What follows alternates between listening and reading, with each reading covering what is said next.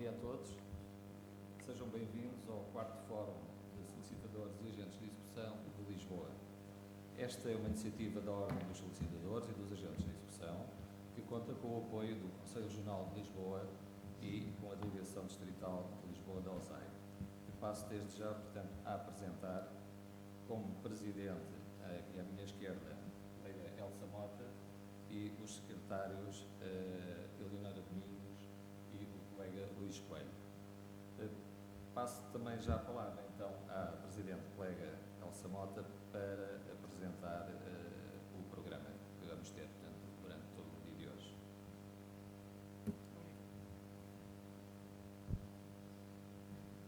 Excelentíssimos convidados, excelentíssimos palestrantes, caros colegas.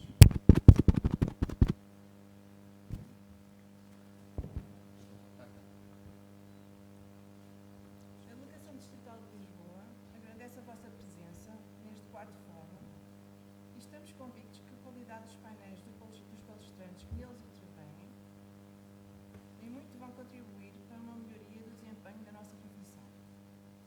Este 4º Fórum apresenta uma nova formatação com 3 momentos distintos, promovendo a aproximação entre a OSAI e os colegas no sentido de ajudar a resolver as verdadeiras dificuldades da profissão. Assim, de manhã, teremos o espaço dedicado à formação, o espaço IFPM, a seguir ao almoço, o espaço colégios e, por fim, o espaço OSAI. Ao longo do dia, teremos a presença de diversos membros dos conselhos profissionais e de funcionários dos serviços administrativos e do helpdesk, nos balcões de apoio, aos quais os colegas podem recorrer se entenderem necessário.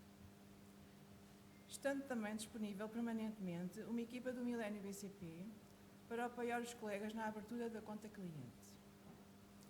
No final do período da manhã está igualmente prevista a apresentação dos colegas delegados concelhios que integram esta distrital, aos quais, para além das competências previstas estatutariamente, sugerimos que apresentem propostas ou sugestões destinadas à melhoria do funcionamento dos diversos serviços públicos, no sentido de que, em conjunto, as possamos chegar a quem de direito.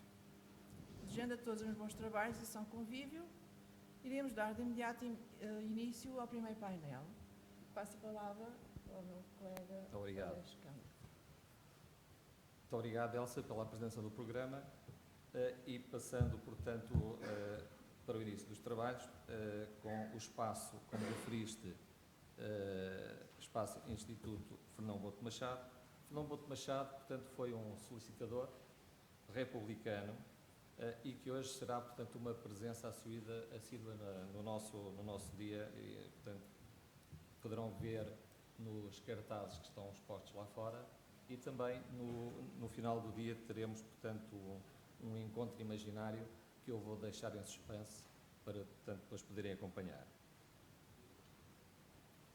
Este espaço, portanto, é por excelência o nosso momento formativo, com a chancela do Instituto Fernão Bouto Machado, que nos garante uma atualização contínua de conhecimentos com a qualidade dos formadores que selecionamos e a quem desde já agradeço a disponibilidade dos seus contributos.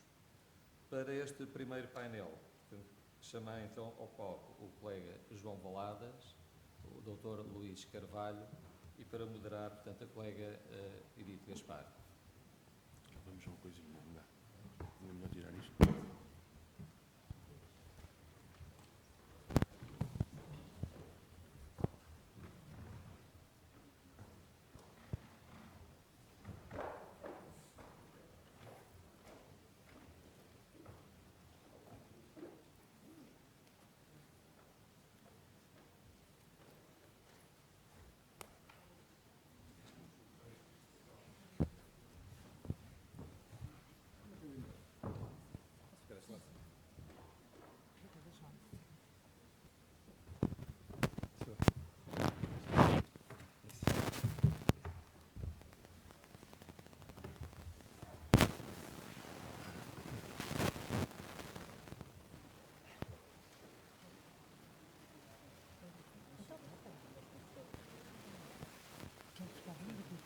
Como é que é?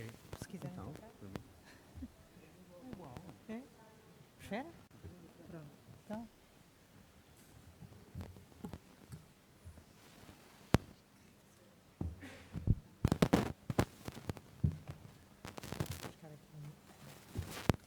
Ora, muito bom dia a todos. Cabe-me a mim moderar este painel, muito bem constituído, resolvidas aqui as nossas questões de logística. Vou apresentar os dois formadores que me acompanham nesta mesa, sendo que eu, confesso, sou apenas a moderadora. Do meu lado esquerdo tenho o colega João Valadas, solicitador há 22 anos, docente universitário e conta com uma vasta experiência na formação e que na primeira hora nos vai falar sobre a gestão patrimonial e o imobiliário. Este painel vai ser, ou este momento formativo vai ser dividido efetivamente em dois momentos. Teremos um primeiro momento com a intervenção do colega João Valadas, após o que faremos um intervalo para um coffee break e teremos um segundo momento que será de formação, que será dirigido pelo Sr. Dr. Luís Carvalho, que é o juiz coordenador do Juízo de Execução de Sintra. Vamos tentar cumprir aqui os nossos timings que foram impostos. Se assim tivermos oportunidade, abriremos um pequeno espaço para debate, vai depender efetivamente do tempo que usarmos em sede desta formação, que é o objetivo essencial. Portanto, não perdendo mais tempo, passaria a palavra ao colega João Valadas, que vai fazer este primeiro período de formação, como eu disse, a penhora do cunhão hereditário, Não, desculpem, este era o outro, a gestão patrimonial e imobiliária.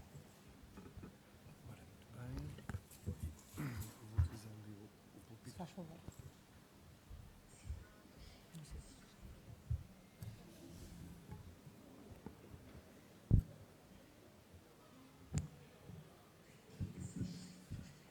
Bom dia a todos. Quero agradecer ao ZAI o privilégio de poder estar aqui convosco. É um convite que aceito sempre que sou chamado para qualquer uma destas ações, desde que faço parte desta casa, como associado, como membro, o que queiram chamar. E assim será mais uma destas presenças. O que é que eu venho aqui falar? Venho falar de uma coisa que me é normal e habitual fazer no meu dia, durante as 24 horas que tenho. E uma das pessoas com quem eu trabalhei durante alguns anos da minha vida dizia-me que quando as 24 horas do dia não nos chegam, ainda temos a madrugada. Portanto, temos ainda bastante tempo a resolver os problemas que nos faltam. O que é que vimos aqui hoje dizer, ou tentar dizer? Falar sobre a questão da gestão do património.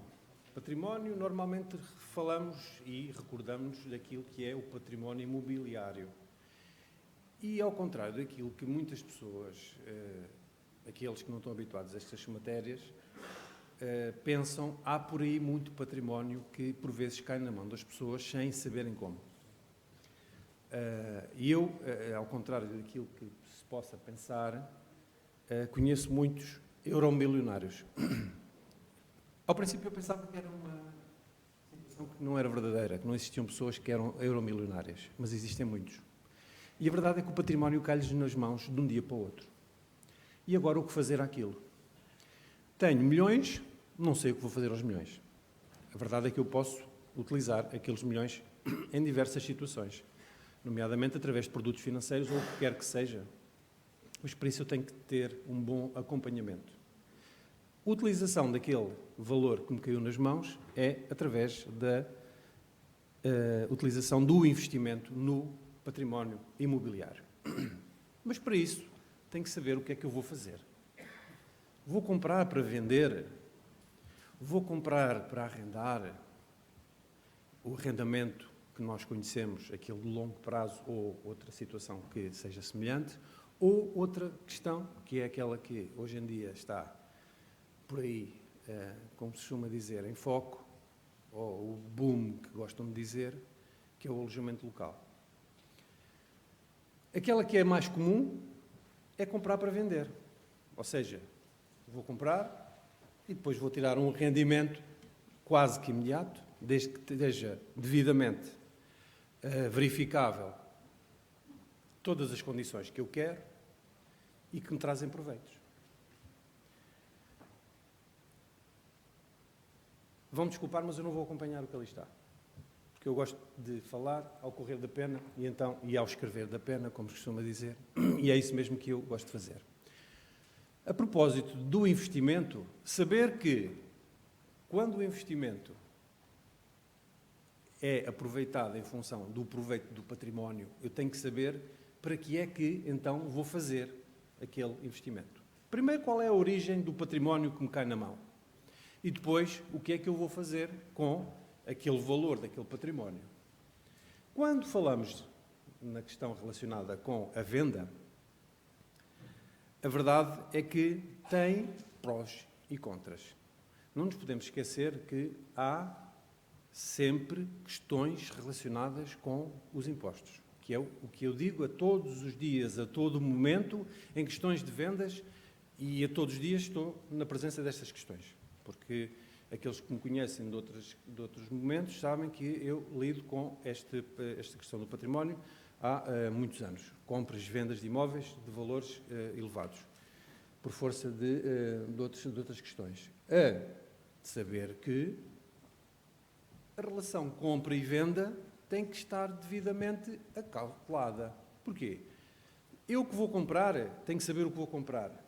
Aquilo que vai vender tem que ter cuidados, porque lá mais à frente vai ter situações estranhas, ou não, que podem resultar de impostos que lhe venham a cair, digo eu, no colo. Como, por exemplo, as mais-valias que eventualmente não foram acauteladas lá atrás e que agora venham a resultar de uma deficiente verificação dos pressupostos que deveriam e poderiam ter sido anteriormente verificáveis. Por exemplo, a quando da compra de um prédio, basta olhar de uma forma tão singela para aquele que é o valor patrimonial de um prédio para saber se há ali uma qualquer possibilidade de eu reduzir aquele valor para que eventualmente eu consiga, na venda, fazer um aproveitamento de redução de impostos. Por exemplo, qualquer benefício que eu consiga retirar para o comprador. Muitas das vezes, eu próprio, na posição de vendedor, procurador, representante do vendedor, chamo a atenção do próprio comprador de que pode retirar benefícios fiscais daquela que é a compra. Vou-vos dar um exemplo muito simples e que eu costumo dizer e dar. Tenho vários em mãos. Prédios classificados. Grande parte das pessoas que faz a aquisição destes tipos de prédios não está acautelado, não olha para aquela que é a possibilidade de tirar benefícios fiscais desta situação. Mas pode fazer. Todos nós temos esta noção que o pode fazer. Pode fazer através de uma simples certidão em que o próprio serviço que reconhece que aquele prédio está naquela condição, reconhece que é possível retirar dali benefícios fiscais. Ora, é aquele prédio que eu vou comprar, independentemente do preço da sua aquisição, não vou pagar IMT. E, eventualmente, no futuro, ficarei isento do pagamento também do IMI. Quanto às questões dos financiamentos, eu falava dos euromilionários, mas nem todos são euromilionários. Eu poderei querer investir em património para daí retirar proveitos da minha vida. Eu, quando digo eu, outros. Financiamento nem sempre é fácil. Se eu quiser comprar uma casa, tudo bem. Se eu quiser comprar uma casa para daí fazer qualquer rendimento, tudo bem. Mas nem sempre o financiamento é fácil. E basta termos tido uma situação qualquer estranha no passado para que a instituição financeira vá ao nosso histórico e diga, atenção, aconteceu-lhe qualquer coisa no passado que agora o vai impedir de lhe ser concedido o crédito. Há várias formas de nós conseguirmos ultrapassar esta situação. Nomeadamente, através de uma que as empresas de grande porte, digo eu, porte financeiro, também utilizam. Porque, por vezes, o crédito, o acesso ao financiamento não é assim tão fácil como parece. E, por vezes, tem que ser muito rápido. Porque a oportunidade que se pretende de compra e venda tem que ser muito rápida. E quando digo rápida, falo de dias.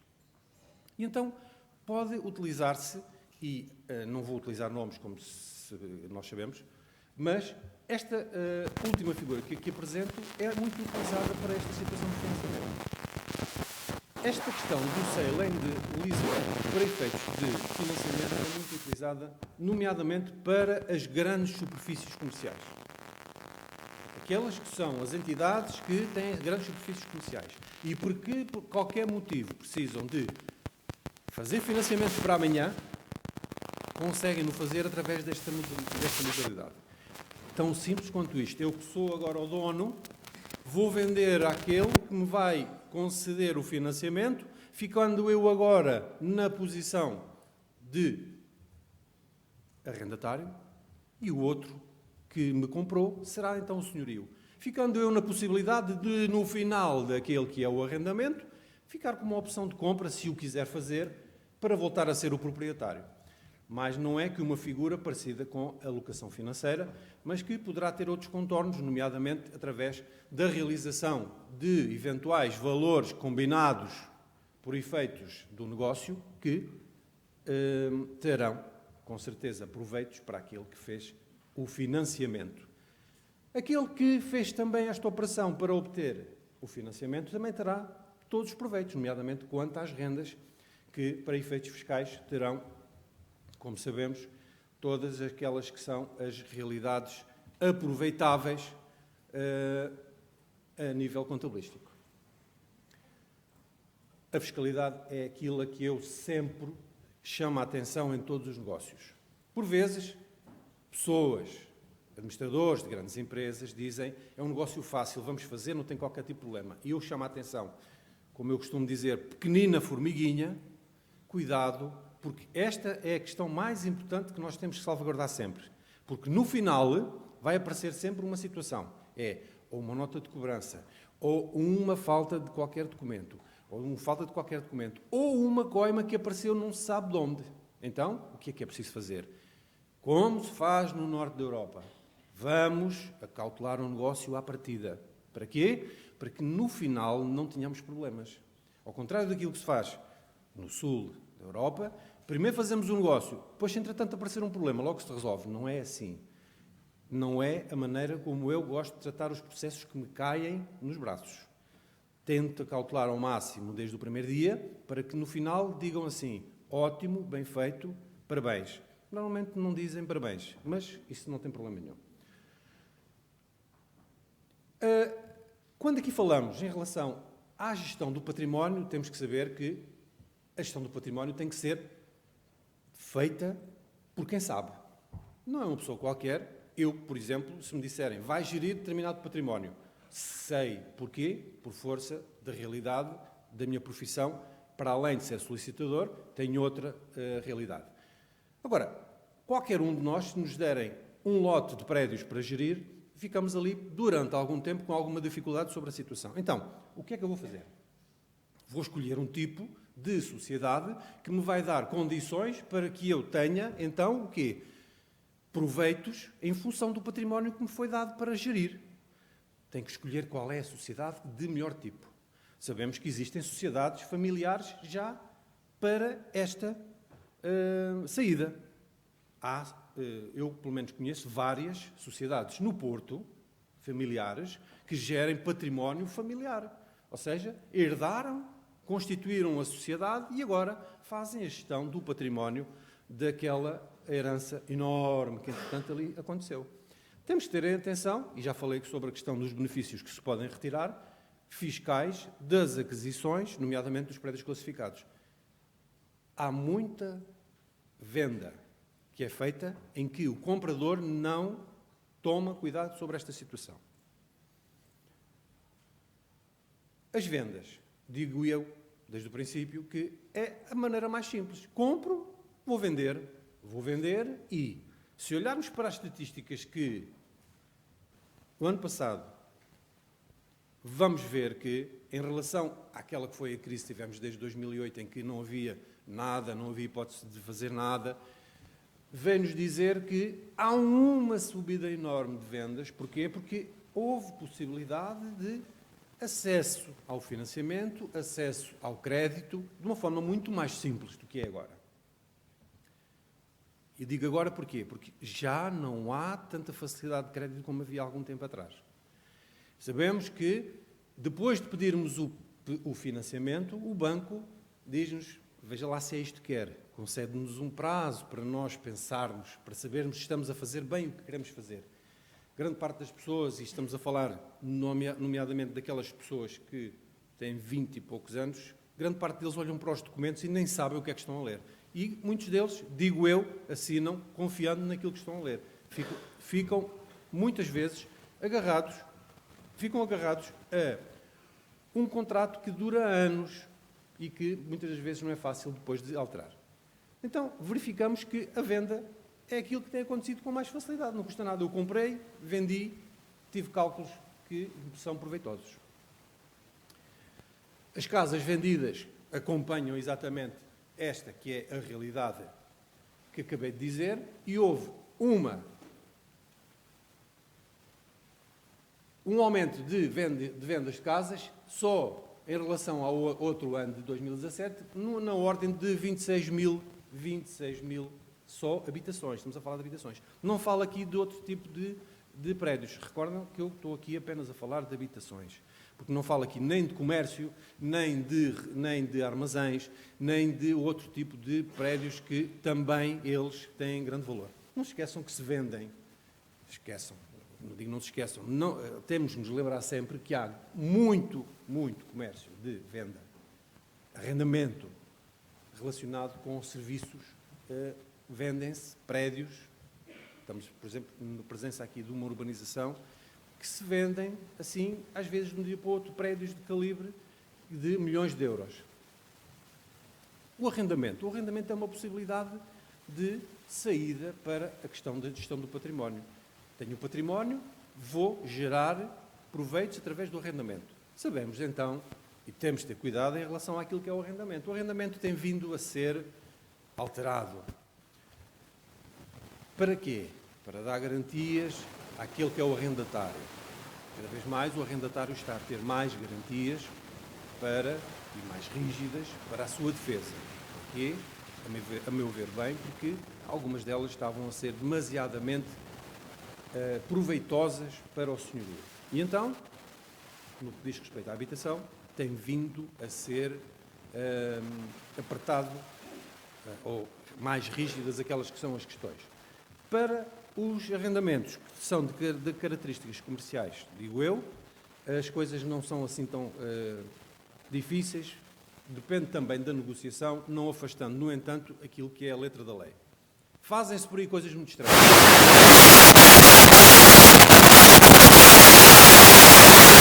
E ver-se. Mas a verdade é que aparece.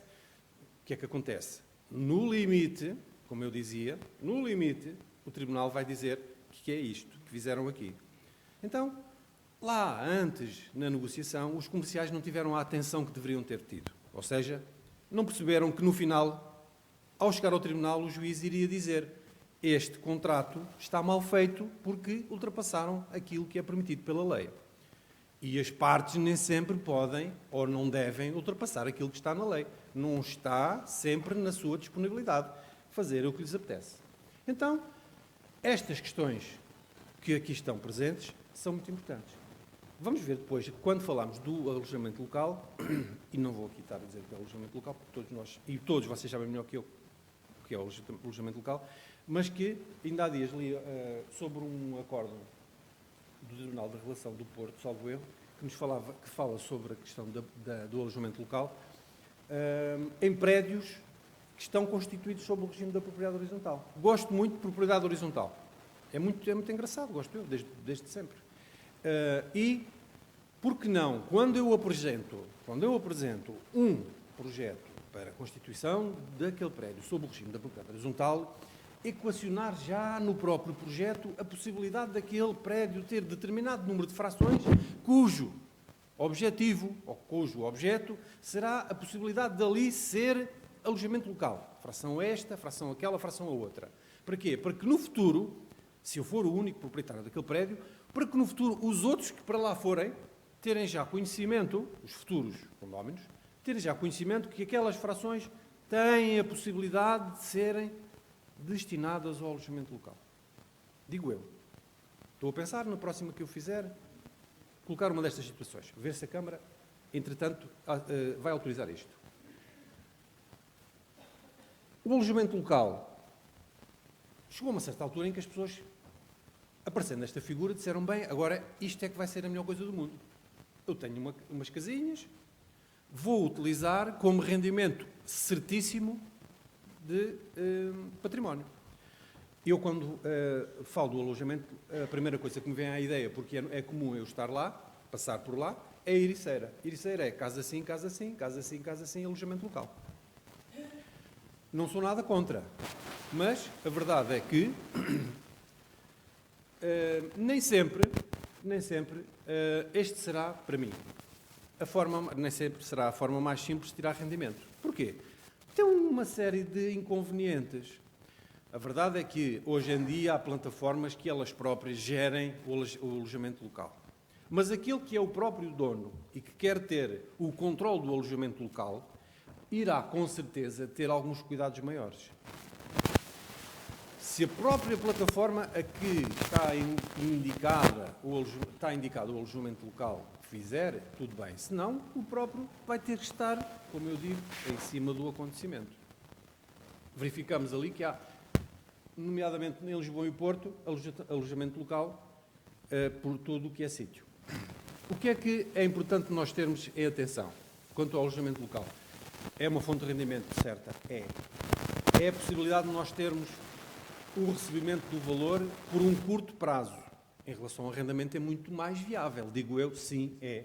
Porquê? Porque se eu faço um arrendamento, a não ser que eu faça um arrendamento com alguém que eu tenha certeza que vai cumprir aquele prazo e que não vou ter problemas, mas há arrendatários que ao princípio parecem o melhor arrendatário do mundo e depois só dão problemas sempre até ao final.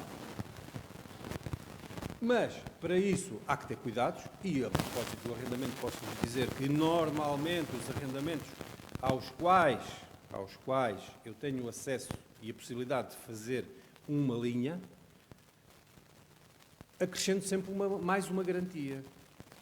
Garantia, nomeadamente, a fiança não gosto muito, porque a fiança hoje em dia vale o que vale, dependendo do fiador, mas gosto muito de garantias bancárias. Se eu tiver um arrendamento, e estou a falar de arrendamentos não habitacionais, estou a falar de arrendamentos comerciais. Se eu tiver um arrendamento que tenha uma garantia bancária que cubra qualquer valor que eu lhe adicione, nomeadamente um quanto número de rendas e, eventualmente, até valores de condomínio, se for assim feito e combinado através da questão comercial, porque eu posso transferir a responsabilidade do valor do condomínio para o arrendatário. Ora, aí está mais uma questão da gestão do património, porque apesar de ser eu responsável, enquanto senhorio, pelo pagamento daqueles valores, posso eu, através do acordo das partes, e lá está, posso eu, através do acordo das partes, transferir aquela responsabilidade. Também posso incluir ali o valor da garantia bancária. Mas a garantia bancária, se a entidade bancária que a vai emitir aceitar, pode ter atualizações anuais em função também do índice de atualização anual das rendas e mais, da atualização dos orçamentos do condomínio. Portanto, vai andar sempre indexado àquele meu contrato. Qual o prazo daquelas garantias bancárias? Não tem prazo. Vai andar sempre agarrado ao contrato. Agarrado no sentido de o prazo será o mesmo do arrendamento. Isto é uma questão que, para mim, é essencial. Resulta muito bem, não tenham dúvidas. Para aqueles que não estão habituados a ver isto, é muito bom. Não é fácil. Os bancos hoje em dia não gostam muito deste tipo de garantias, mas, de alguma forma ou de outra, consegue-se sempre. Outra forma, caução. Aquela caução que não é aquela caução que estamos habituados. Toma lá mais uns quantos tostões, não é. É a caução que vem, nomeadamente, no 1076, número 2. É aquela que nós combinamos e que dizemos, olha, a função daquilo que vais estragar ou que vais partir, atribuímos já aqui um valor que vais ter que me entregar. Depois, se te portares bem no final, será devolvido. É aquilo que normalmente também se consegue fazer.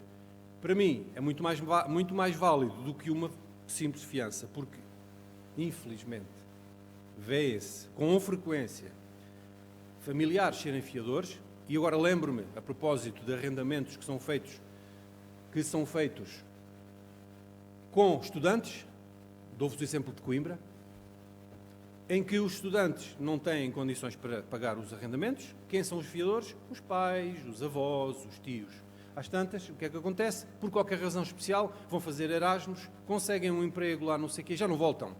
O que é que acontece? Nunca foi feita qualquer situação para terminar aquele arrendamento, continuam a vencer-se rendas. O que é que acontece? Quem é que é o principal pagador daquelas rendas? O fiador. Normalmente o fiador o que é que não tem? Dinheiro. Muitas insolvências aconteceram já de pessoas fiadoras e que tiveram o azar que foram fiadores daquela pessoa porque confiaram. Bom, em relação ao arrendamento local, aquelas questões que eu estava a dizer que não são agradáveis, desde que seja a pessoa, o dono, que vai acompanhar aquele andamento do alojamento local. Ou seja, vai ter que despender muito do seu tempo para verificar tudo o que é que está a acontecer ali, para que não lhe seja destruído todos os dias por todas as pessoas que vão utilizar o espaço. Porque hoje está lá uma pessoa, estraga. Amanhã vai outra pessoa, estraga. Tem que ter muita paciência em relação àquilo que é a utilização dos espaços. As limpezas. Sabemos que as pessoas, na comum utilização das coisas que nós sabemos no dia-a-dia, faz-se o que se faz. Ora, utilizando um espaço que não é nosso, e ainda, bem, basta quem vai aos hotéis, e são hotéis, consegue-se perceber. Quando estamos a falar de um sítio, estamos lá 2 dias e vamos embora amanhã, já se também consegue perceber o que acontece em questões de limpeza. Depois temos as questões relacionadas com as autorizações, licenças, renovações, todas as questões chamadas de burocracia, que são aquelas necessárias para termos o primeiro alojamento local, depois a continuação do alojamento local. Aquelas regras que são necessárias, lá está a questão que eu falei, de tentar inserir já no próprio início do prédio, quando da constituição do propriedade horizontal, a possibilidade de certas frações já estarem com aquele objeto. Depois, questões relacionadas com a própria segurança e os seguros necessários para o alojamento local. Porque grande parte das pessoas não se preocupa com isto, apesar de ser obrigatório, sabemos isso. Os seguros multirriscos que são necessários para este tipo de atividade e toda aquela que é a segurança envolvente. Sabemos que, e diz lá em cima, toda a responsabilidade que é necessária, termos em atenção isto, e estar sempre disponível para receber as pessoas que vêm utilizar os espaços do alojamento local. Sabemos hoje em dia que não é grande parte deles assim. Ou seja, a pessoa já traz o papelinho na mão que fez a reserva através da plataforma, chega lá, encontra lá um cadeado com os códigos, carrega lá na porta o seu códigozinho e entra e nem sabe quem é o dono. Depois vai-se embora a sua vida. Entrou, utilizou, vai-se embora. Aquilo aparece uma pessoazinha de vez em quando, faz a limpeza e não se percebe quem é. Portanto, o alojamento local, basicamente, o puro e duro, é desta forma que acontece. Sobre a questão da gestão do património, é isto que normalmente me é confrontado dia a dia. Do alojamento local, o alojamento local não, para mim, o grande investidor não tem grande interesse no alojamento local, digo eu. A venda é um meio rápido de fazer proveito. O arrendamento, desde que seja um arrendamento feito conveniente e com termos, agora temos de ter atenção, estamos a falar de arrendamento para habitação ou arrendamento comercial. Aí temos que ter as devidas cautelas, porque sabemos que o arrendamento, e com as alterações que têm vindo a ser publicadas até há bem pouco tempo atrás, para as cautelas, as defesas dos arrendatários, há que ter algumas defesas maiores e cuidados com o arrendamento. Portanto, estas eram basicamente as questões que eu vos falava e vos queria falar hoje sobre a gestão do património, falando sempre sobre as questões fiscais que são muito importantes e que podemos tirar e falar aos nossos clientes para terem atenção quanto aos benefícios fiscais que grande parte das vezes não olham e são muito importantes e conseguem-se poupar milhões de euros, posso-vos dizer. Obrigado.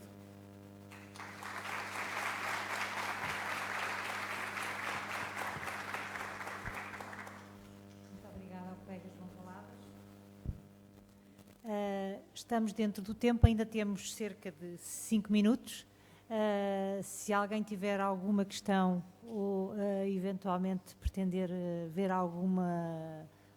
qualquer questão esclarecida, ainda tenho este tempo para dar à plateia para se inscrever. Vai ter que ser restritivo, como imaginam, porque, como vos disse, só tenho 5 minutos. Alguém tem alguma questão? Não? Ninguém quer intervir? Então, nesse caso, agradecendo uma vez mais a intervenção do colega, fazemos a nossa interrupção para coffee break neste momento. Retomamos às 11h30 para termos o segundo painel. Muito obrigada a todos.